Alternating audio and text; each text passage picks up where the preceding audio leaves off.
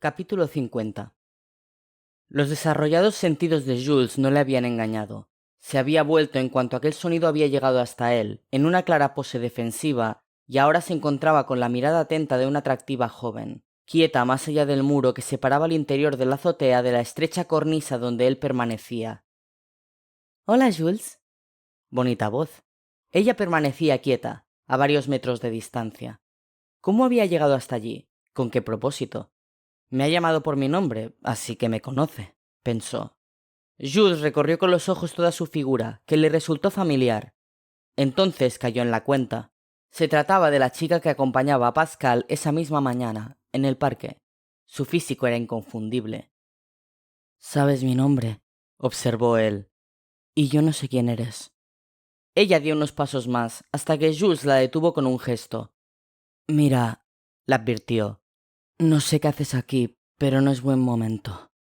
Reparó en que la chica lo contemplaba con una admirable tranquilidad en aquellas circunstancias extremas. Era evidente lo que Jules se proponía hacer, y sin embargo ella no aparentaba nerviosismo.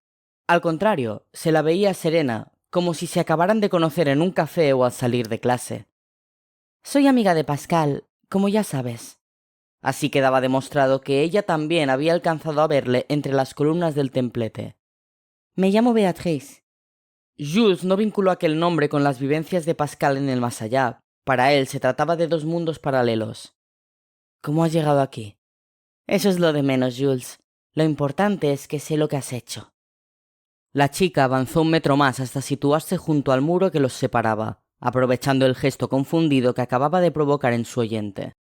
La pasmosa naturalidad con la que se expresaba había vuelto a sorprender a Jules, que no sabía bien cómo reaccionar ante una situación que desde luego no había previsto. Ni aunque hubiera planificado su suicidio durante los últimos 3 meses, habría sido capaz de contemplar la posibilidad de un encuentro así. «¿A qué te refieres?» Él no estaba dispuesto a comprometerse. Ahora ella sonrió. «¿Quieres que hablemos de a qué has dedicado tus últimas noches? ¿De qué rastro has ido dejando?» El desconcierto en el chico aumentó hasta la turbación. ¿De dónde salía esa chica que parecía saberlo todo? ¿Qué pretendía surgiendo de aquella forma en su casa? Jules, en medio de su estupor, sintió que aumentaba el entumecimiento de su cuerpo. A su espalda, la noche iba cayendo, un atardecer extinto que para él anunciaba el comienzo de una contrarreloj. Michelle, cuando vio la reacción de todos y recordó la situación en la que se encontraban, estuvo tentada de echarse atrás, o, al menos, de compartir sus deducciones. Sin embargo, sus propias dudas sobre cómo podría afectar al viajero enterarse de su sospecha, que aún no estaba confirmada, frenó sus últimas intenciones. Además, lo de Jules, en caso de ser cierto, no se trataba precisamente de una pequeña dificultad. «¿Ahora?», preguntaba el viajero, incrédulo. «¿Pero cómo te vas a ir ahora? Te necesito».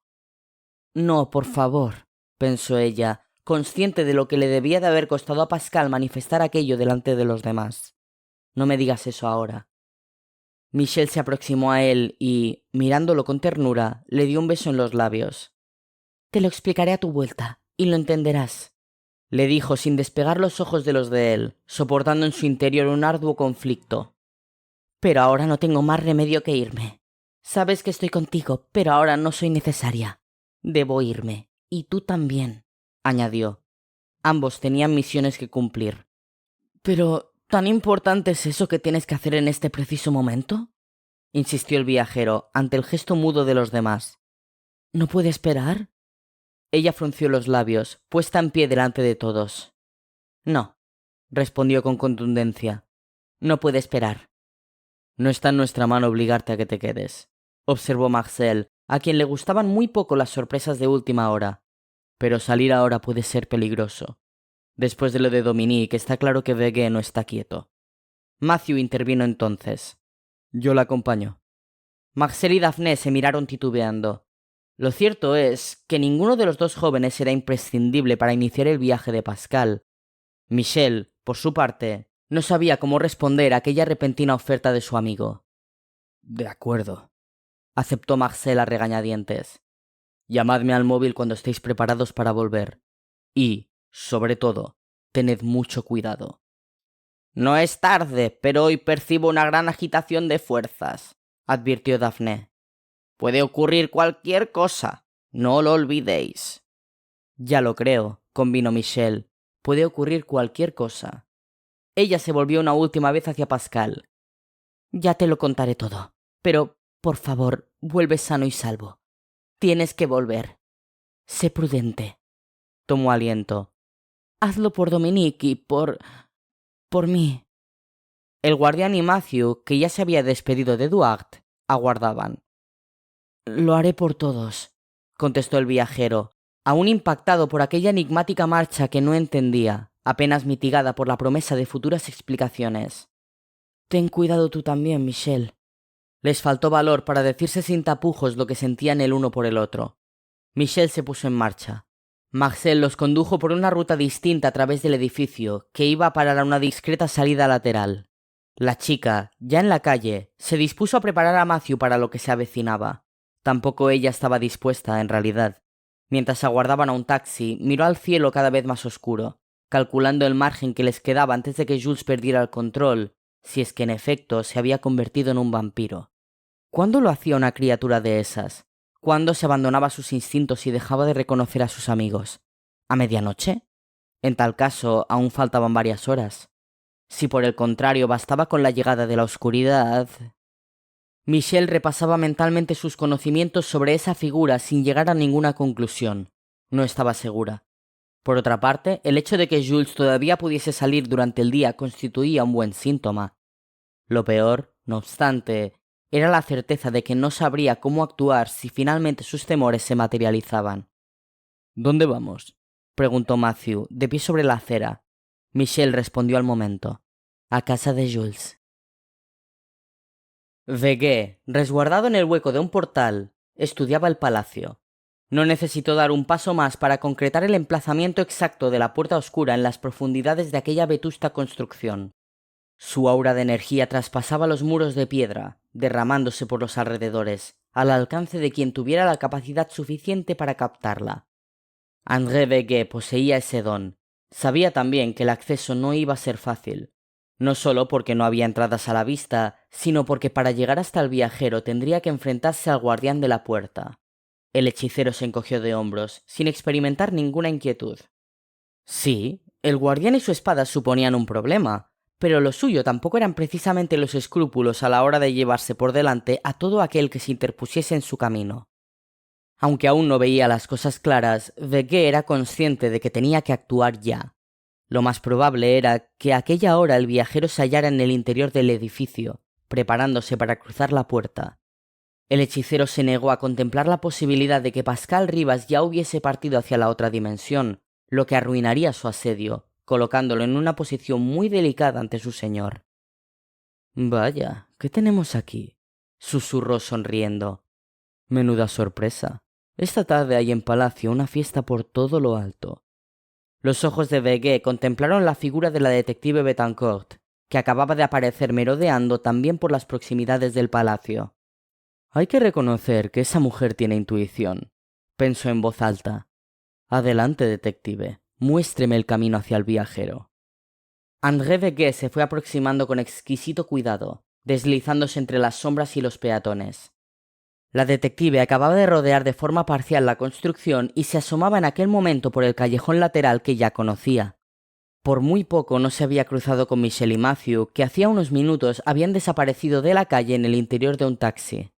Marguerite volvió a encontrarse con las puertas que viese en la ocasión anterior y se detuvo para decidir su siguiente movimiento.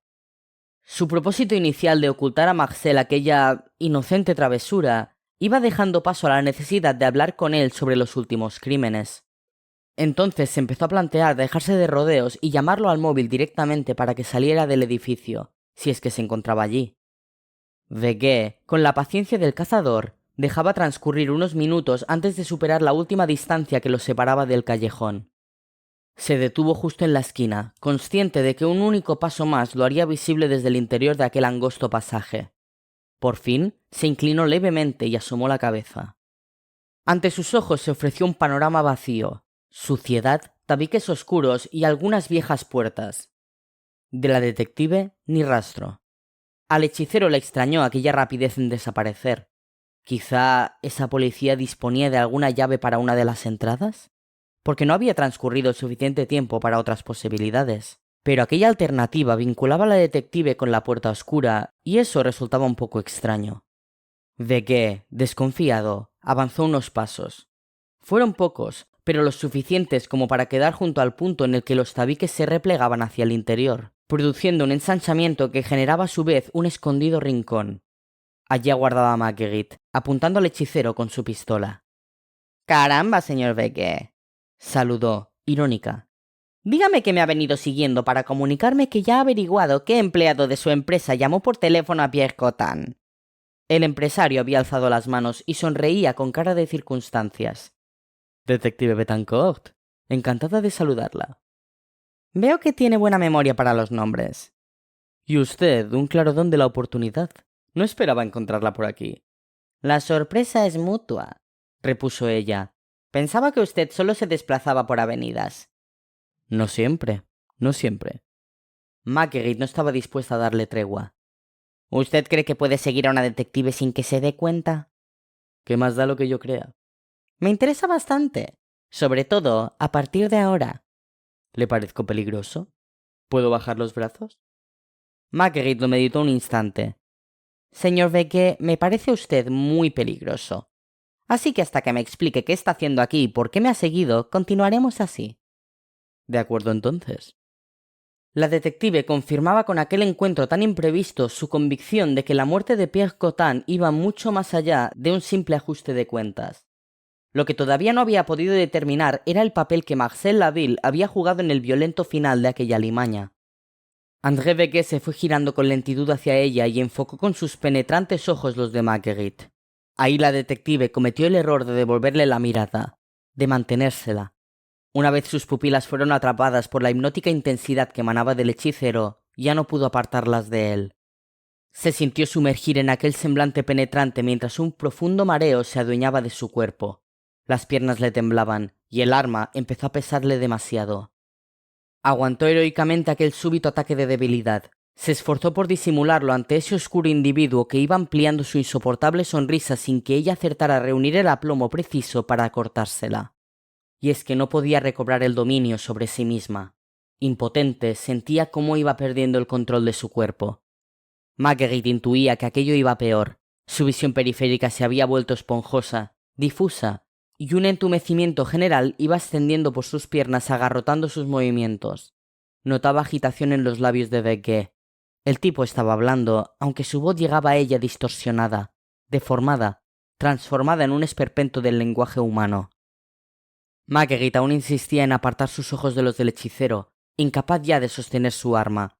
Sucumbía, iba precipitándose en el pozo abismal de las pupilas de Vegué. Se acababa de transformar en un ser sumiso, sin voluntad.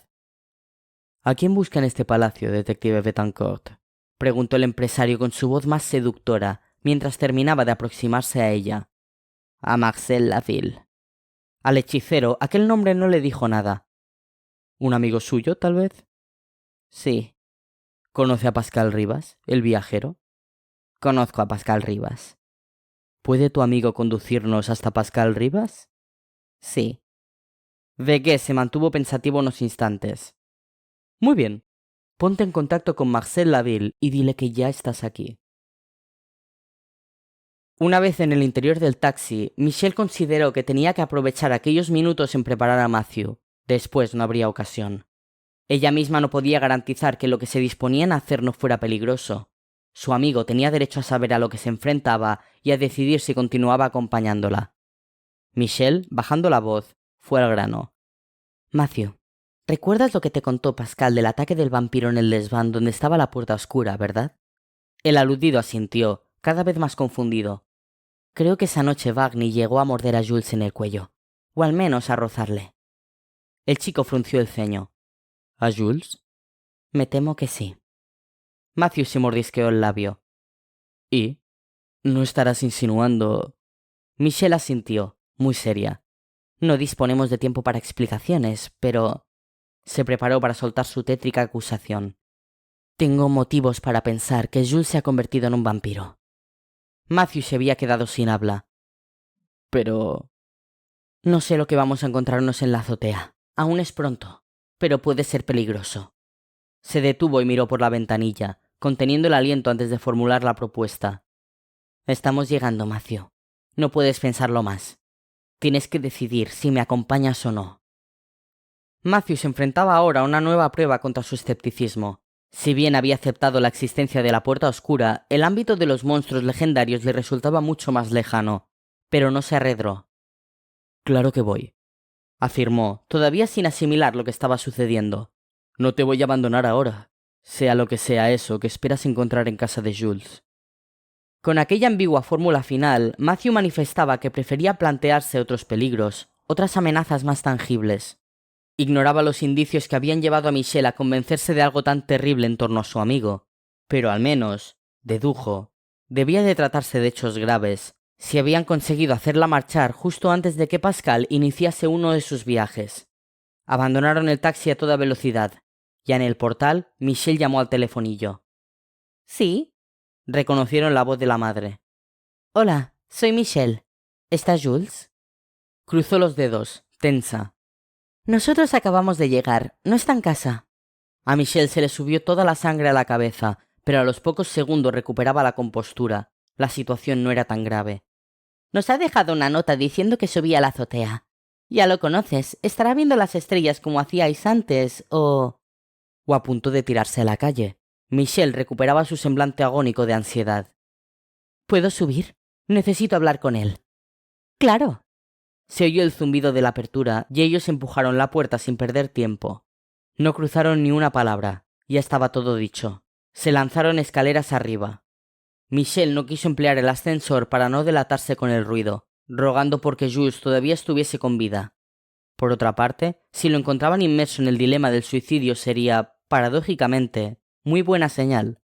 Eso implicaría que su naturaleza humana se resistía a sucumbir al germen maligno. Atravesaron sin detenerse el nivel del desván y Michelle no pudo evitar una fugaz mirada hacia aquel acceso en el que habían vivido momentos tan intensos, tan sobrecogedores. Todo era demasiado reciente y lejano al mismo tiempo. A continuación, procurando no hacer ruido, alcanzaron la salida que conducía a la azotea, que estaba siempre abierta. Michelle se llevó un dedo a los labios mientras volvía su rostro hacia Matthew, advirtiéndole de que a partir de ese momento el silencio era fundamental. El otro asintió, preparándose. La chica giró el picaporte muy despacio y, cuando hubo entornado la puerta, le sorprendió escuchar en medio de la penumbra el tono quedo de dos voces, una masculina y otra femenina. Alguien mantenía muy cerca una conversación. Ella salió entonces al exterior, seguida de su amigo. Ambos caminaron unos pasos hasta situarse detrás del tronco de una gran chimenea, desde donde tenían una buena perspectiva de la zona de la azotea que daba a la calle principal, el lugar que Jules habría elegido si, en efecto, había decidido acabar con su vida. Michelle se asomó con cautela y, una vez más aquel indescriptible día, tuvo que asumir que los acontecimientos ponían a prueba su credulidad hasta extremos inconcebibles. Allí estaba, junto al viejo telescopio por el que tantas veces habían mirado a las estrellas, sobre todo en noches de verano. Beatrice. Era ella, la habría reconocido entre un millón, aunque no hubiera podido ampararse en su voz suave, en su figura estilizada o en la manera delicada de gesticular. Era ella, en el mundo de los vivos. Y, desde luego, no mostraba el aspecto de una muerta. Al menos, la poca luz y su posición adelantada permitieron a Michelle disimular su estupor ante Matthew, que, apaciguado por el tranquilizador panorama que se ofrecía ante sus ojos, iba recuperando la calma. ¿Qué estaba sucediendo? Ella no entendía nada. Al menos Jules seguía siendo Jules, de pie sobre el peligroso tramo más allá del muro que marcaba el comienzo de la cornisa. Michelle se acercó un poco más a ellos, siempre resguardada tras el cuerpo desgastado de la chimenea. Tenían que escuchar para enterarse de algo antes de intervenir, no fuesen a meter la pata. Desde su ubicación, Michelle atendió a la charla, que llegaba ahora con bastante claridad hasta donde se encontraban. «Deberías hacerlo», recomendaba Beatrice en aquel instante, con voz cautivadora. «Será una de tus últimas oportunidades, antes de que pierdas el control definitivamente». Jules parecía indeciso. «¿No hay ningún remedio? Tal vez Pascal, desde el otro lado...» «Demasiado tarde». El espíritu errante no parecía dispuesto a permitir esperanzas. «¿De dónde crees que vengo yo?» Ya. Jules miraba hacia el fondo de la calle, como calculando la distancia, el tiempo de pavor que tendría que soportar antes de estrellarse contra la acera y terminar con todo. ¿Acaso quieres aumentar la lista de tus víctimas?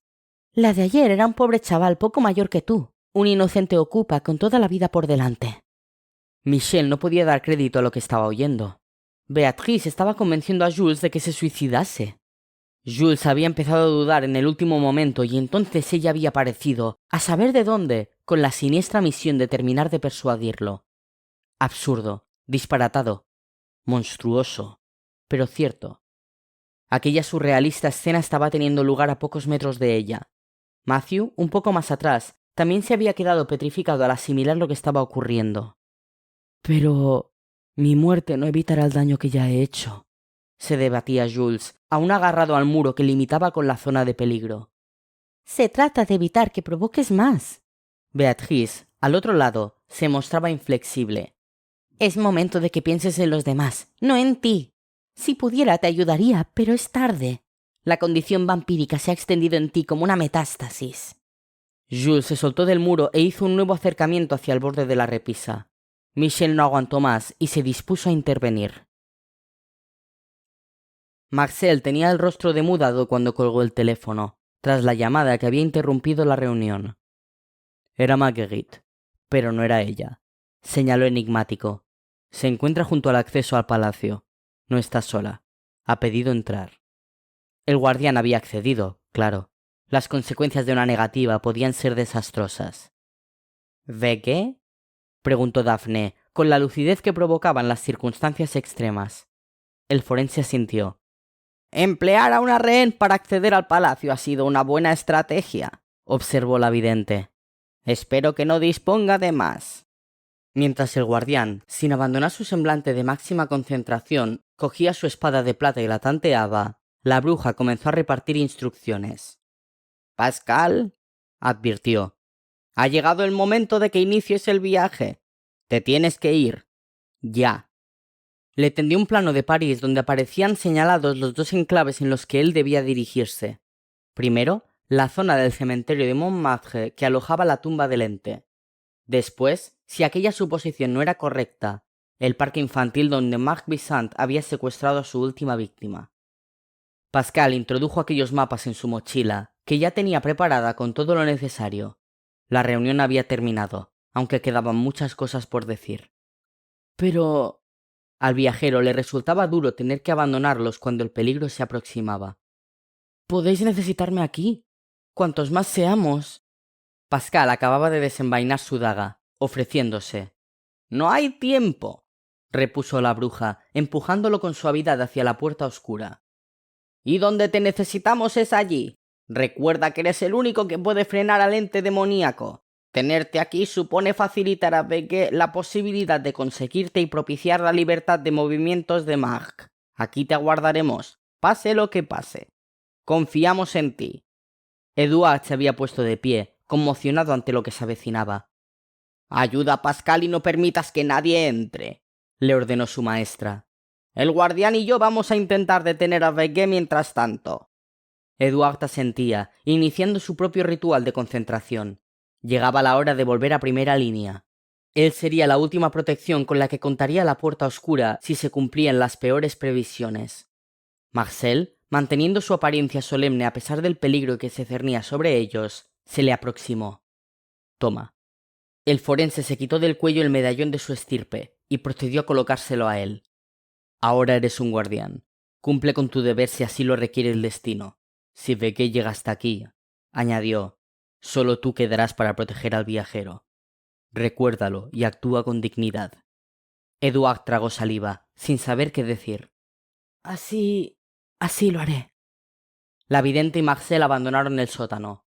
El forense, mientras se dirigía espada en mano hacia su inminente encuentro con el hechicero, pensaba en el sucesor al que habían adiestrado durante años, protegido lejos de allí.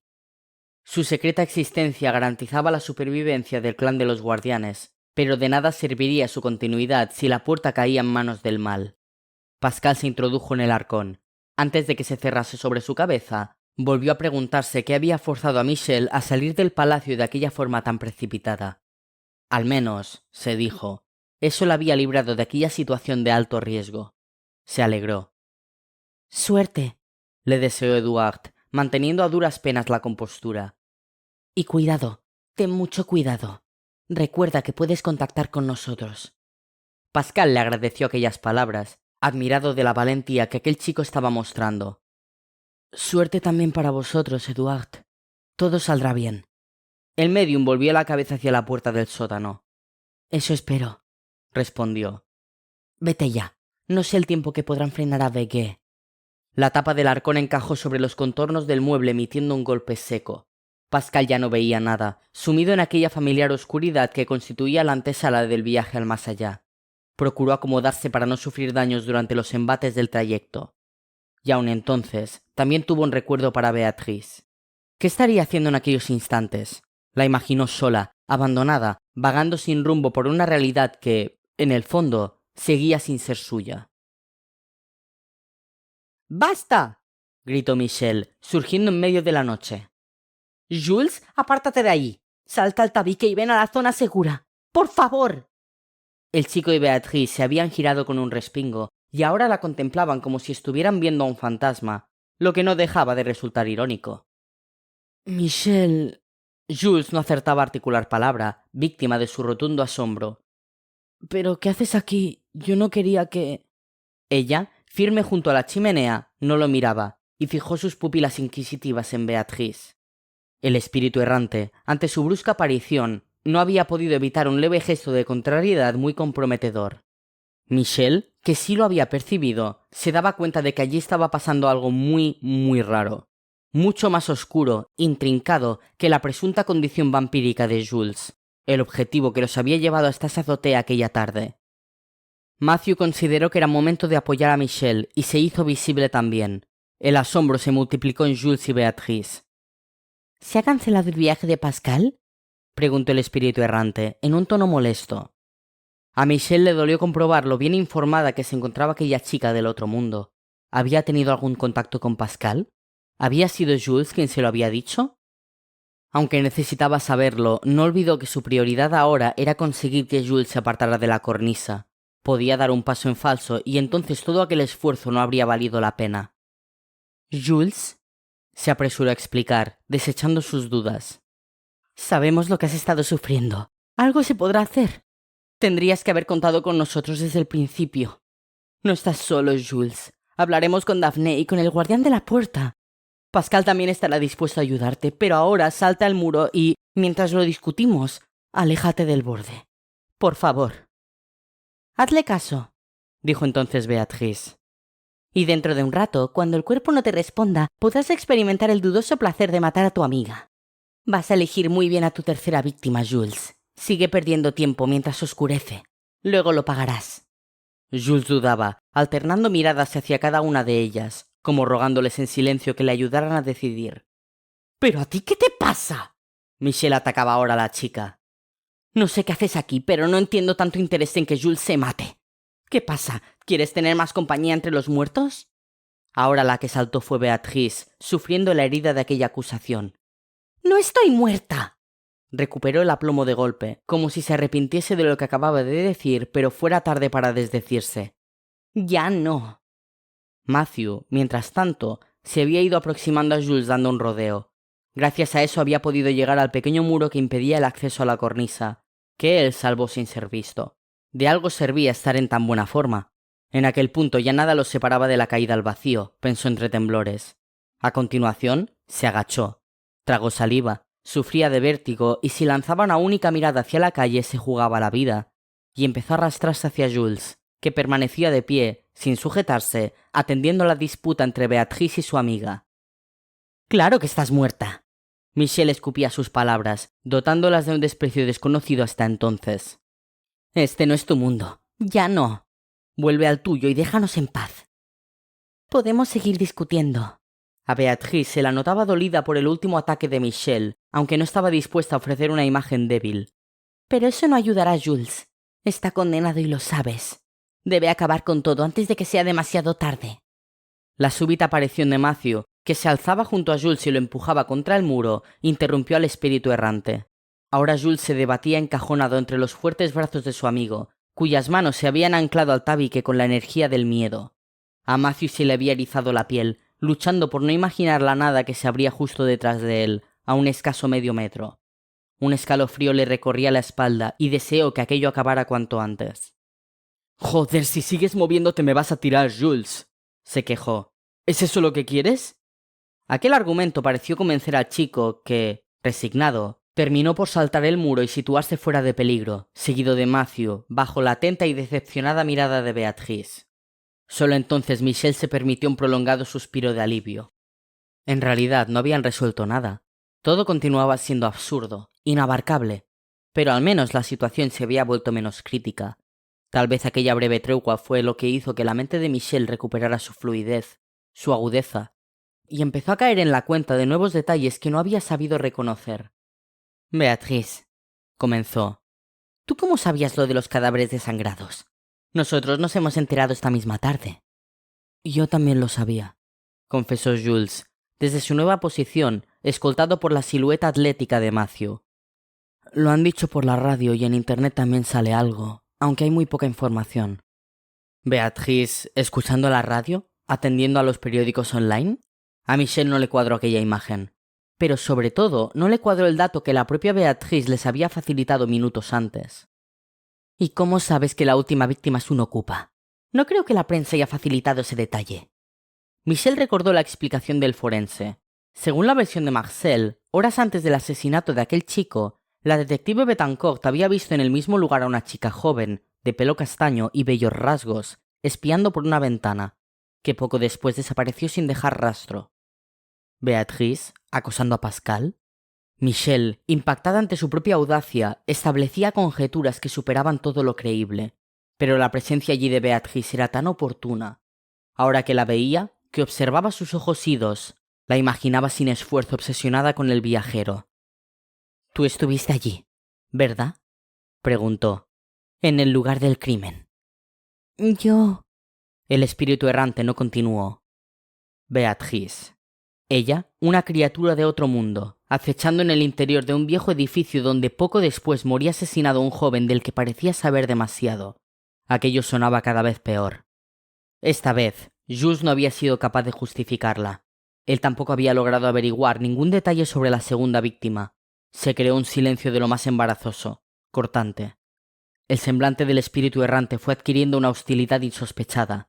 Nadie habría imaginado que su rostro angelical podía sufrir una transformación tan drástica. Entonces, rabiosa, se lanzó contra Michelle dando un sorprendente salto.